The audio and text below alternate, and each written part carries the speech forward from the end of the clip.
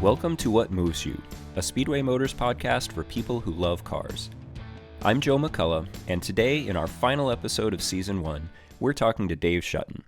Some of you may know him from the long list of impeccably crafted cars that he's built, both on his own and for the Galpin Speed Shop. Others may know him from the Discovery Channel show Car Kings. Our own Jeff Carls joins us for a conversation about building cars on camera with crazy deadlines, a little show rod history, and what it's like to work on some of the most famous cars ever built. You run the speed shop as though it were a hot rod shop, where you take in customer work and bill by the hour. And yeah, so this is sort of a little special. It's not really open to the public. It's more appointment only, high-end, like celebrity type customers, right. Big builds. I don't do any fixing or repairing. I only do the whole build or nothing. Yeah. You're not installing vintage air on a 64 Mustang for Joe Q God, Public. no. Yeah. That's lucky for you. That's a good setup to have. Yes, I love it. It's really cool. So how exactly did that situation come to be, you working out there in that shop? Well, I guess it's been about 11, maybe almost 12 years ago now since Orbitron was found in Mexico, which is the long lost Ed Roth Crazy Custom. And that was Bo Bachman and I's first project together. He brought me here to restore Orbitron. And, it was really fun. It was a great project. He's a great dude to work with. So, after that was finished, I went back to Michigan, and then he called and wanted me to come and help do a Mustang for SEMA, a 69 Mustang, which we basically built live on the stage in 3 days and in front of everyone at SEMA, which was crazy. So we did that. And at the time, everything was kind of chaotic in Michigan. General Motors was really struggling, and that's who I worked for. And my marriage was pretty rocky. And I had the opportunity to just come here and do this. So I sort of just bailed. As you sometimes have to do in life. Right. Yeah, for sure. And I mean, it certainly seems like it's working out for the best. I think so. It's a lot of fun. It's still a lot of work, but, I can say that I haven't really went to work a day in 10 years because this is what I would be doing after work or in front of work or whatever. This is all I've ever wanted to do. Yeah, it's kind of funny when those lines get blurred that way. It really does just, everything kind of melts together, and this is just what I do. This is just what I do. Exactly. It's all I've ever, no matter where I was working or what job I had, there was always a custom car. There was always a hot rod. There was always a muscle car. I was always goofing around with some kind of car since I was a kid, and it's really never changed. So I have followed you on social media for quite a while now and paid attention to all the magazine articles and stuff. And it seems like you just crank out the cars, and it makes me feel really worth what did you do today? Oh, I made a cardboard template for a brake pedal bracket, and Dave built an entire 34 Coupe. How many hours a week do you work? It depends. When we were filming the TV show, it was really gnarly. My short days were 16s. Yeah. Some of it just carried through, and I'd sleep when I could. Right. But, for me, once I say I'm going to do a thing, then I become obsessive about it, and I have to do it because I don't want to look bad. Yeah. So a lot of times I put myself out there pretty good, and say, yeah, I'll build that car in 8 days. And then I got to build a car in 8 days. The world is watching. I saw in the show when you were in the middle of the thrash on the wishbone that there were pieces of the AMBR Roadster pickup scattered around too. It's like, oh man, doing both of those things, to just build one AMBR or Riddler car is an all-consuming, life-ending thing. And so to have to do these additional things, I mean, that was impressive that you pulled it all off. Well, thank you. That was the hardest part, was doing an AMBR car while building. So while the Wishbone was happening, I was actually doing 5 cars at the same time. And I was just juggling, we were moving cars out of the shop so we could only see, what we could see. And it was really gnarly, trying to pull all that off with, pretty limited help. I mean, I really only had my buddy John, who, is a great dude and a master mechanic and a great fabricator, welder, but he has a family and he works like work hours. Right. And there's no weekends, and I didn't leave my shop for like 6 months. Yeah. I was wondering about that as watching the show. When we do a project in our shop and we have one camera guy who stands there and he's, hey, stop, you need to redo that because I didn't get it. I was out of focus or whatever. And it just makes me furious. And so to have this like hard deadline and to have to deal with cameras, how did you handle that? Well, I did what they wanted while they were here.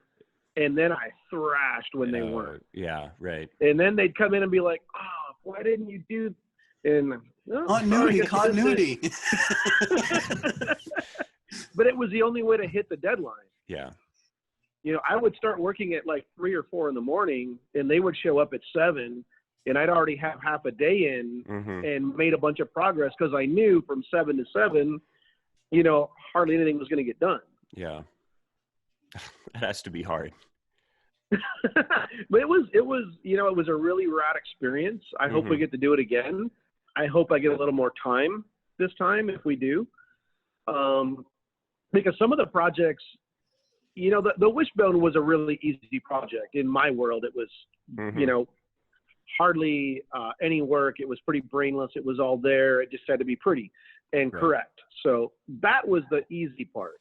Doing something like the AMBR car that requires literally endless just thinking hours to try to come up with something that no one's ever seen or thought about or did this way or whatever. Yeah. That was the gnarly part because I always had to have that spinning around while I was doing everything else. Right.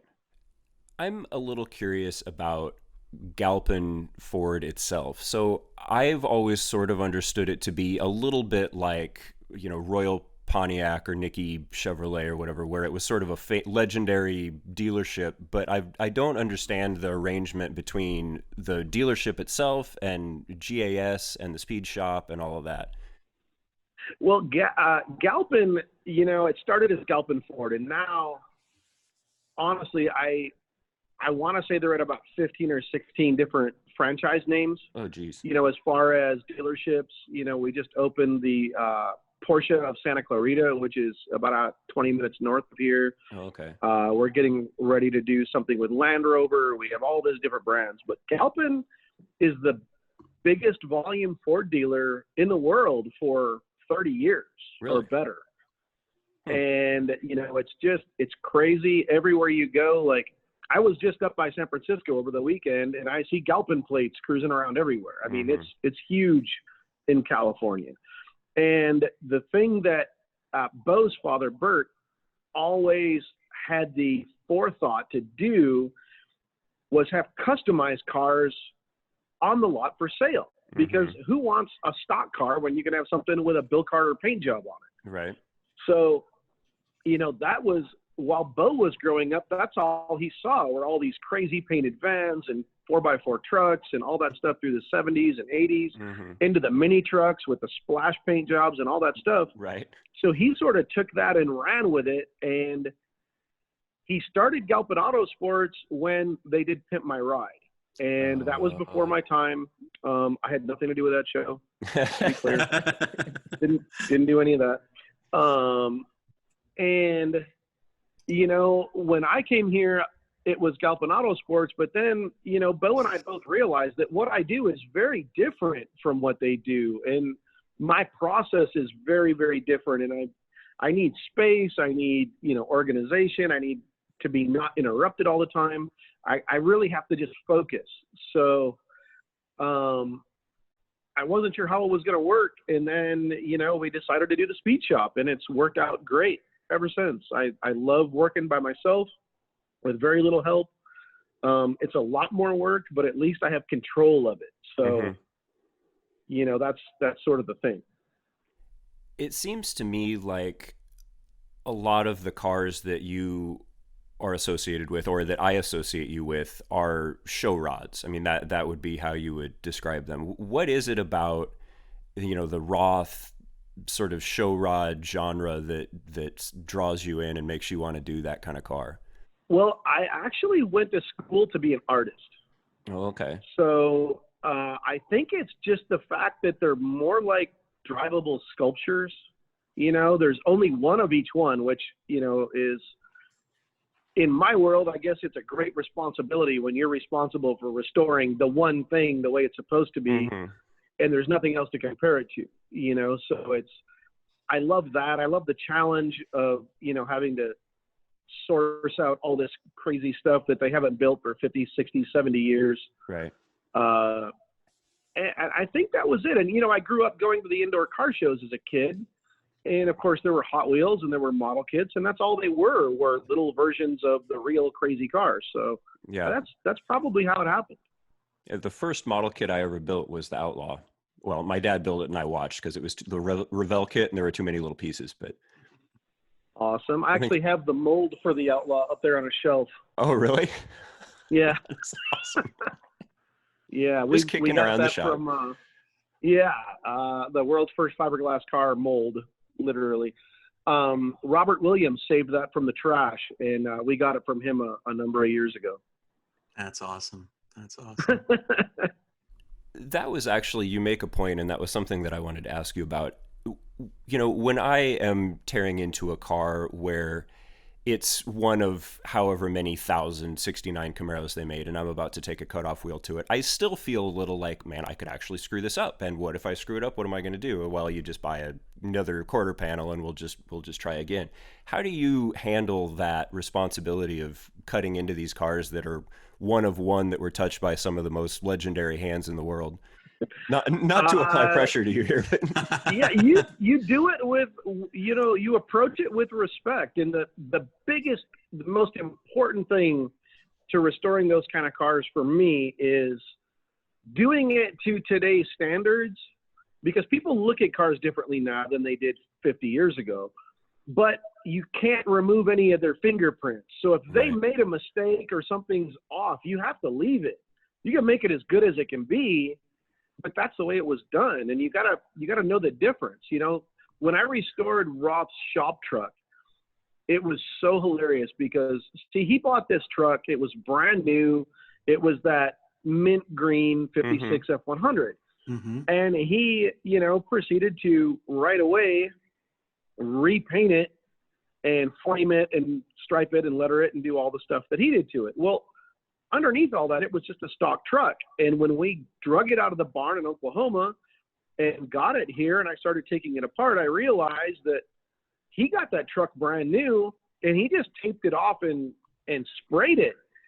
So it's still like mint in the jams and stuff. Everywhere in the jams were painted, but in between the box and the cab and under the hood and inside the bed, that was all still mint green. So when I restored it, I painted it back to a brand new, original running, driving truck and taped it all off and painted it white and flamed it. And I let all the overspray go everywhere, where it was when I took it apart. And I took it to Grand National Roadster Show, and it was right in the front of the biggest building there in Building 4.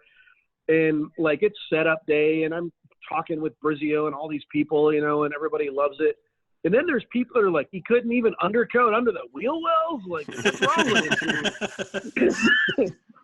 So in my world, that was hilarious. You either get how hard that was or you totally miss it. And I build for the people that get it. Mm-hmm. I want to talk about, you mentioned the Orbitron, and that story's been told and retold a million times, but it's such a great story. It's possible that there are people who are listening that don't know it. You guys were right there in the middle of all that. What happened with the Orbitron? So Orbitron had a really weird life, and in order to tell it properly, we got to go back to when Roth built it. He had just finished the Mysterian, which was a huge hit because it was so crazy with the 2 engines and super spacey, whatever. So we had this idea to build a futuristic slingshot dragster, which is what Orbitron is. Right. And Ed Newton designed it. It was his one of his first. Actually, I think that was his first project for Roth. And if he would have built it the way Ed drew it, it probably would have been a hit. But because of the fact that everything was covered up, it had a whole chrome chassis, everything, but you couldn't see any of it. It wasn't a hot rod in people's minds. They'd already seen cars with bubbles on them. So it didn't have the big hit that Roth thought it would. Mm-hmm. He blamed it on the Beatles. He said the Beatles showed up and nobody built models. They all went and bought guitars. So that was his story. But the fact was, it just didn't look like any of his other cars. So it was almost immediately sold to Daryl Starbird in Oklahoma, and he changed it slightly with the paint and toured it for a little bit, and I think he sold it for $800. Oh, geez. And somehow or another, it ended up in El Paso, and a kid had this car. He actually tried to drive it to school, which would have been a lot of work to make it actually do that. And the battery died because it didn't have a charging system. And he got trapped in the bubble, so he kicked the bubble out. Oh, man. And then they tried to tow the car, and they ripped the whole front end off of it. And from there, it ended up going to Mexico somehow into Juarez, and it apparently spent some time in a carnival because there was all these different weird layers of super chunky metal flake, red and green and blue and all this stuff. And somehow over all these, this is over 50 years, it ended up being used as a dumpster in the most dangerous city in the world. Wow. And the owner is convinced that his uncle built this custom dune buggy himself, and it was very sentimental to him. I see. And our friend Michael Lightbourne was able to get it away from him and drag it back across the border, and that's where we came in. Was Bo looking for it, or did somebody find it and then tell him that it had turned up? I think we were all looking for it. Okay. Some of friends of mine had even taken out ads in certain magazines saying, if you've ever seen this, blah, blah, blah. But Michael finds some great stuff. And that's all he's done for 40 years is find great stuff. So, he's the best at it. And you did both the milk truck and the ice truck, right? Correct, yes. And how did those turn out? Well, it's funny. The ice truck, I was a little naive back then. And, this is going on 15, 18 years ago now. And I had that rod and custom cover with the Ed Newton rendering. Mm-hmm. And I didn't know it was a real car. So I was going to build it. Oh. And one day, Blackie Jijian called me and said, well, are you still going to build that? Whatever. And I go, yeah. He goes, well, what if you can just buy it?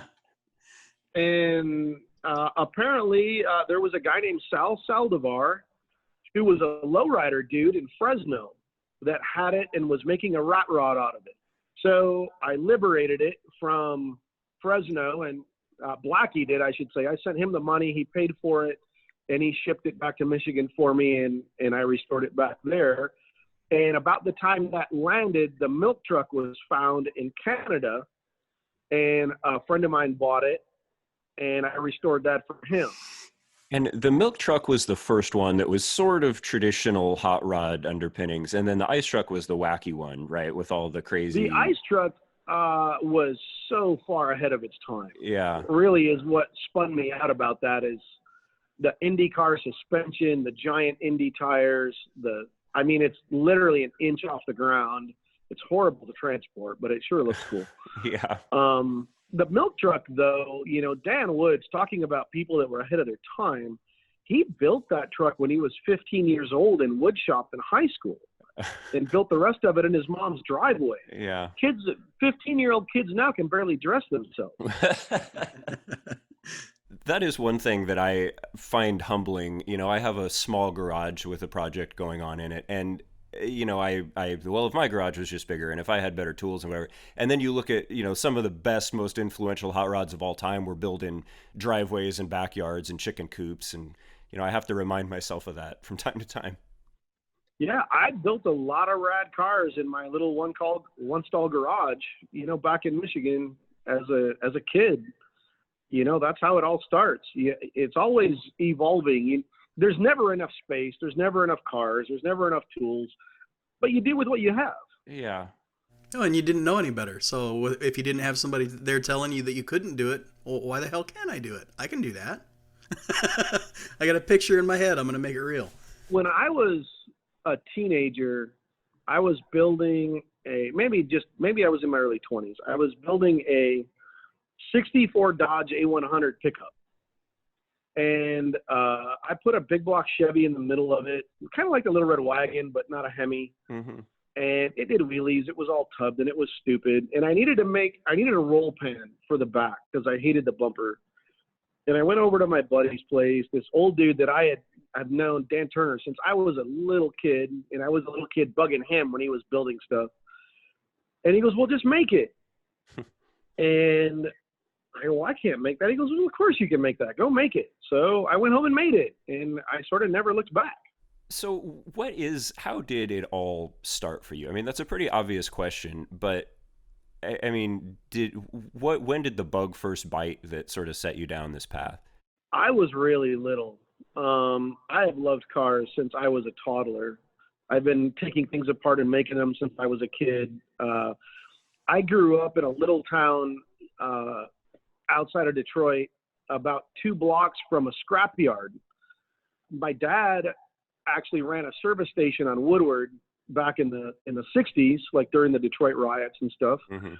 And he was always into cars, but not so much when I started getting into cars. So I really blame, the indoor car shows and hot rods with Hot Wheels and model kits as the biggest influence. And then once I started actually doing stuff, I think I built my first car, which was actually a demolition derby car for my dad when I was 12. 12 or 13, I don't really remember, but it was a lot of fun because I got to use a cutting torch for the first time that a neighbor had and I borrowed. My very first car was a 71 Impala 4-door that I had for about a week before I pulled the engine out and put it in a 2-door 77. Mm-hmm. And I had that for a couple of months and ended up in a 66 Impala Super Sport, which I consider my first car because I drove that car for years. Mm-hmm. I've probably had 10 of them over the years. They're just a rad car, big block, 4-speed, a lot of fun. Yeah. And then you were working for GM and building hot rods at home prior to going to California. Yep. I had a big shop in my backyard in Michigan. I was Mm-hmm. a tool maker for General Motors. I was there for almost 17 years, I think. Oh, okay. Do you have a favorite of all of the cars that you've built or restored or had your hands on? Is there one that stands out above the rest in your mind? I think Iron Orchid, the 34 5-window, is my favorite car that I've built. Did you conceptualize that thing on your own? Was that your own idea? Yeah, when I moved here, I brought that car with me. I drug it out of a basement in Michigan. I kind of needed to sell it to help pay for the divorce. Uh-huh. So I sold it to Bo, but with the premise of I want to build the car the way I've always seen it in my head. Mm-hmm. And then he said, okay, I have 2 requirements. One, it had to be Ford powered because I was always going to put a Hemi in it. Oh, yeah. And then he wanted to take it up a couple notches and do it for the Riddler. So that's how that happened. And it was the longest build I've ever done. It took about 14 months. Uh-huh. Almost everything from scratch, the whole chassis, most of the suspension, everything. That is such a great car. And I think that's the car. That's probably when I sort of first understood who you were was that car. It got a lot of ink, but Mm-hmm. the shop that I was working at the time, the owners went to Detroit that year that you sort of debuted it there. And Okay. they came back and they didn't want to talk about the Riddler. They didn't want to talk about any of the other stuff that happened. They're like, man, you should have seen this coupe. And like, pulling their phone out to show me pictures of it. They said it was glowing under the lights. It was like a beacon in the middle of the room. Yeah. The ink that car got does no justice to seeing it in person. I think the first time I saw that car in person was at the Hot Rod Homecoming show that was in California. And it actually, what drew me over, I think, was when you guys were setting it up, that thing sounds amazing too. The sound from is just raw. It's gnarly. I mean, it's got a 14.5-to-1 side oiler 427 in it, with a Mickey Thompson cross ram, race Hemi Holly carbs. It literally, my goal for that car was to build the fattest car you could build in 1964, and there's not one part on that car that's a day over that. Yeah, it's definitely angry, and that was what drew me in. And I'm like, oh, that's that, because I'd seen some coverage on the car before that, and I'm like, holy cow, that's the real deal. That thing sounds as wicked as it looks, and the display, everything went together. The display, with all the, the plating on the car and the pearl white Naugahyde in the display and stuff, just bowled me over. Yeah, that's an amazing build. Awesome, thank you. That will probably always be my favorite, because I think that was the only time I've ever been completely set free to just do what was in my head, and nothing else was a factor. Although it'll probably never happen again, because that was really expensive. And did you do the paint on that car too? No, actually, I was terrified to do the paint on that one because it had to be perfect for the Riddler. So I had Daryl Hollenbeck do the paint. Oh, okay. Who is, one of the best in the country.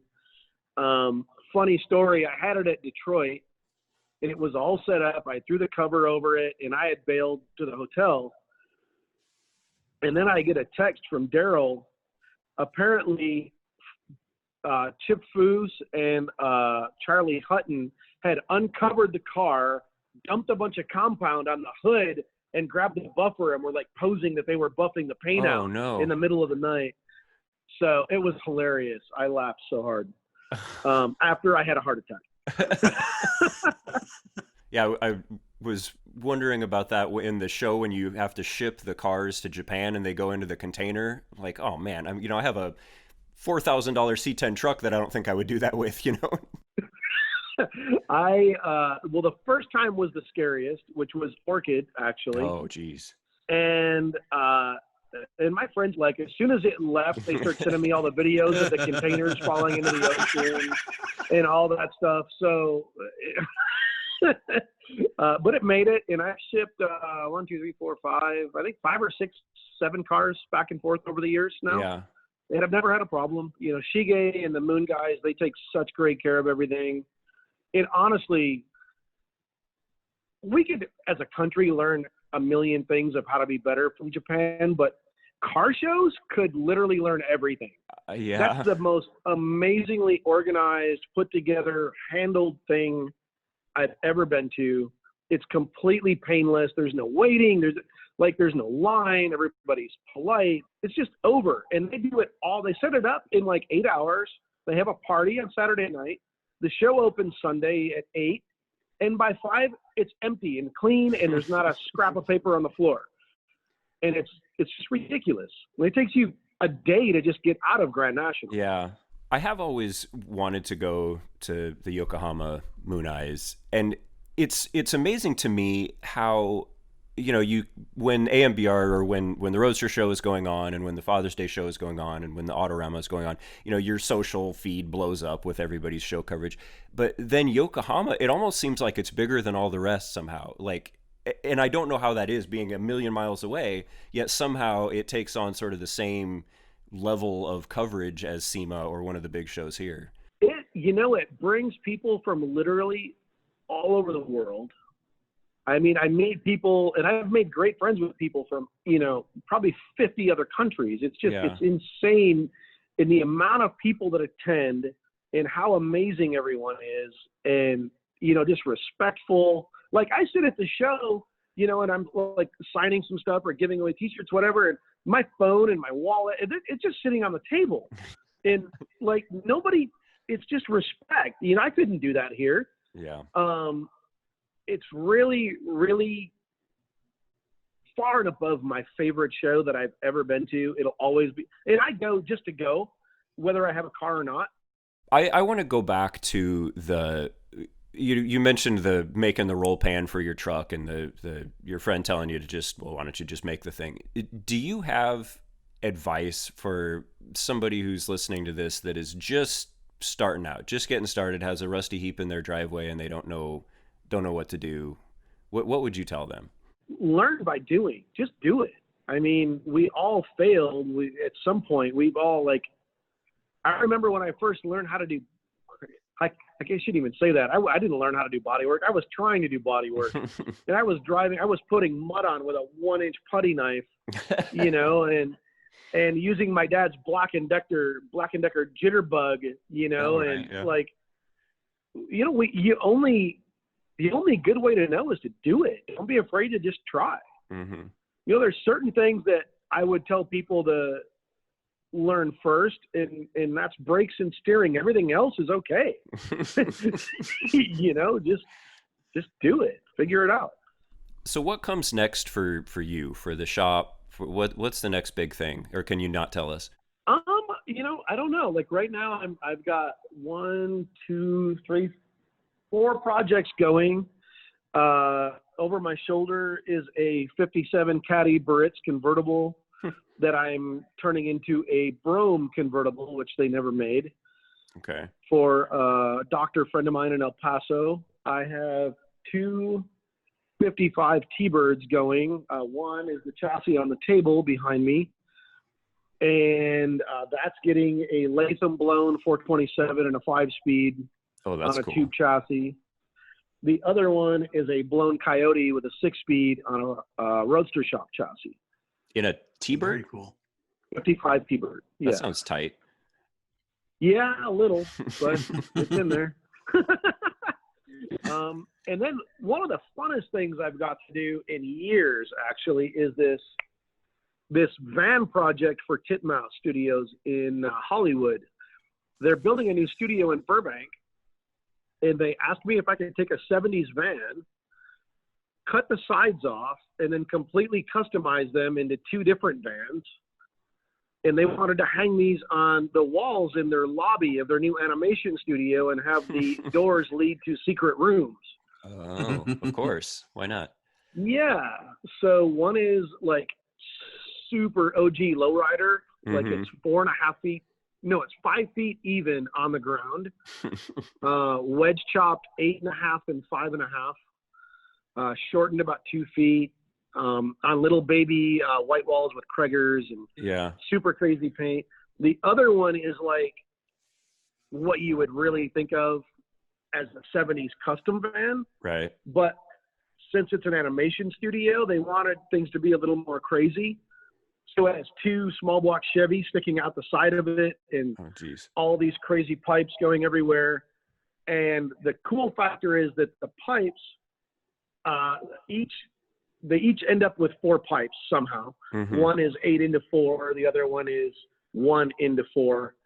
And then they end up going up the walls and across the ceiling and becoming the lighting chandelier. Oh, cool. Where all 8 of them come together over the reception desk. That is awesome. That sounds like a lot of welding. It's been a dream.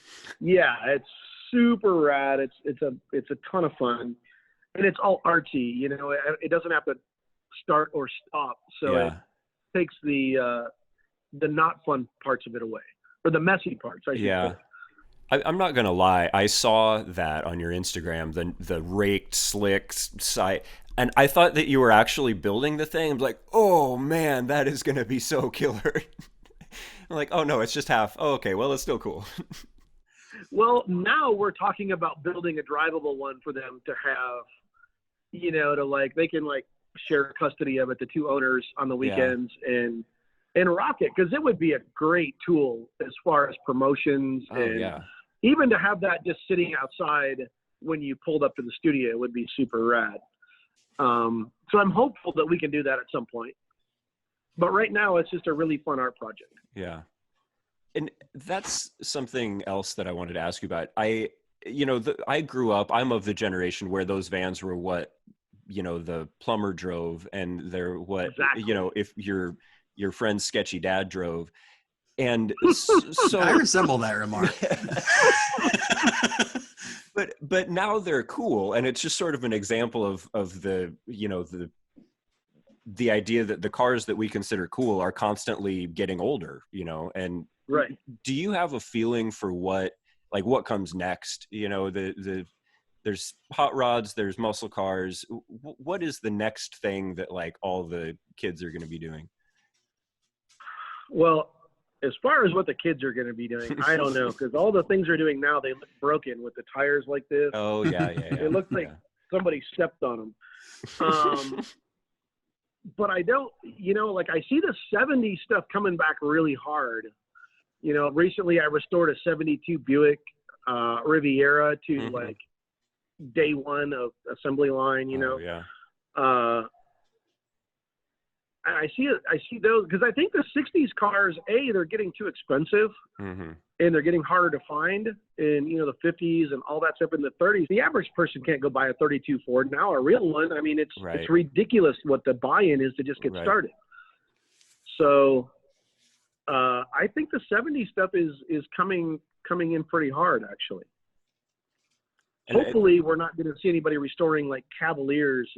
I don't know any of them that'll have enough left to restore. That's the right. You run into that kind of breaking point at some time in the early to mid 80s where the durability of the vehicles just isn't there for there to be anything left to really do anything with too. Totally. But I think all the late 70s stuff and even the early 80s, like the early Hurst Olds there in the early 80s, things like that, I believe, will always be sort of popular because they all had their little fun things like the lightning rods and whatever that make them pretty cool, even though I don't know if I would want one, but it'd be fun to play with, at some point.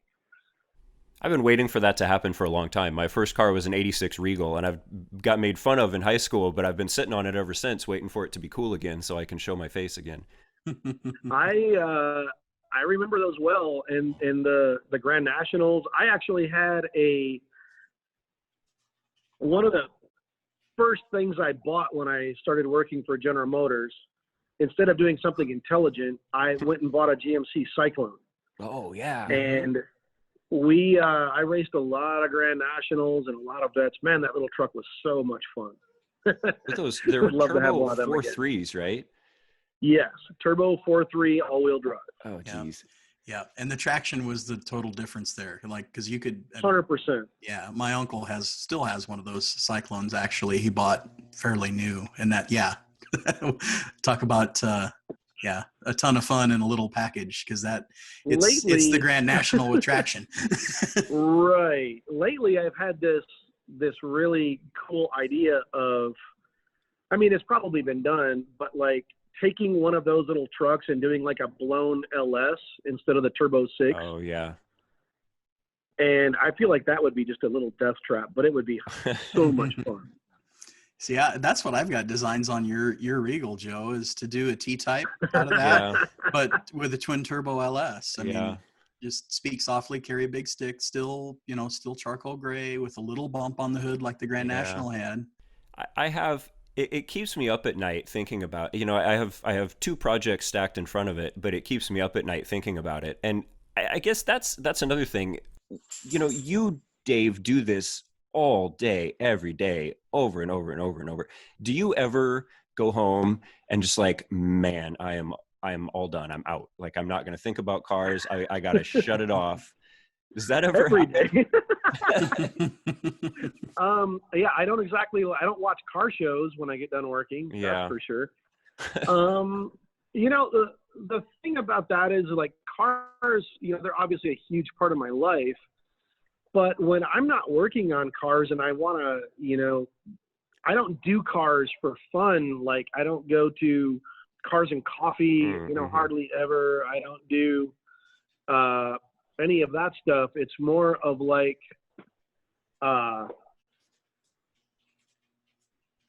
I'll go to an art show. I hang out with Robert Williams and his wife a lot, and we do a lot of artsy stuff like that. I have one coming up actually in Hollywood next week that I'm really looking forward to. This COVID thing has really made it really weird though, because I can't go anywhere. I can't do anything. It's hard to travel.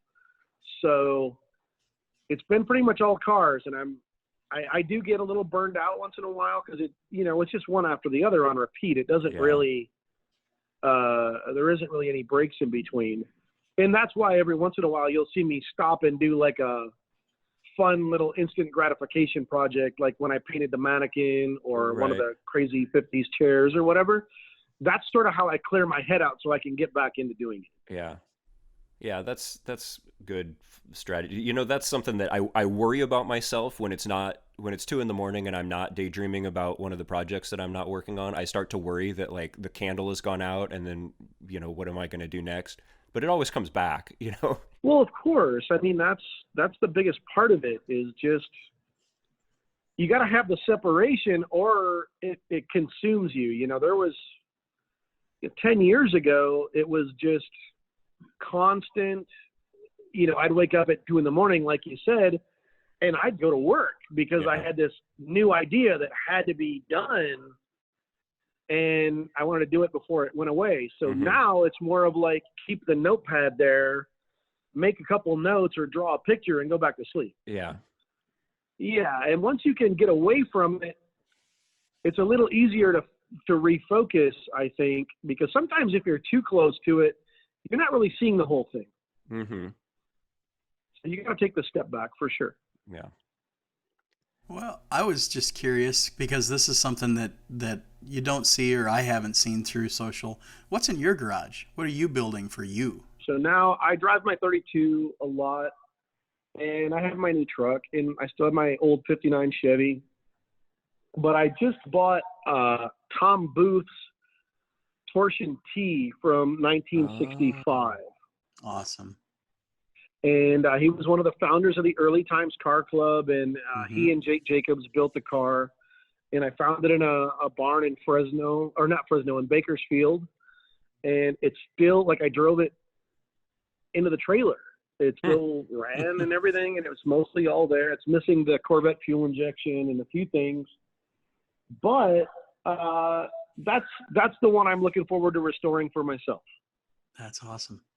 I was going to say that's the little bit of struggle there is when you get to the end of the trail at the 16-hour day. This will just wait. Well, when I decided to build my 32, so the 32 is actually a pretty rad story. When I was just a small kid, 10, 11 years old, I was over at my friend Tracy's house after school, like a bunch of kids, we always go to different people, whatever. And her dad was out mowing the grass on a riding lawnmower, her stepdad, Ron, and the garage door was open, and I saw what turned out to be a 32 Plymouth 3-window, the corner of it. So I snuck in the garage, and I'm looking around, and there's a Model A sedan in there and a little MG. And he comes in and said something like, oh, you like cars, whatever. And, of course, yes. And he goes, well, over there in the corner, that's the 32 Ford I drove here from California in 1960.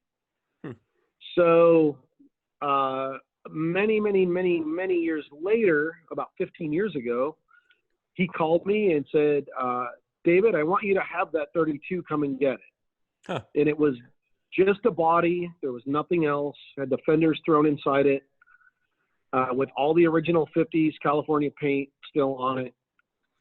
And I wouldn't take it for free. I gave him a bunch of money for it. But now I'm basically driving the first 32 Ford I ever seen.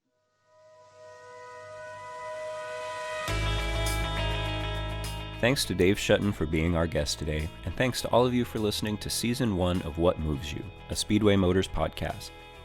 Visit the toolbox at speedwaymotors.com for the photos we referenced in today's episode. If you know of an amazing car story or have an idea of something you'd like to hear, email us at podcast@speedwaymotors.com. Thanks for listening, and we'll be back next season with more great guests and incredible car stories.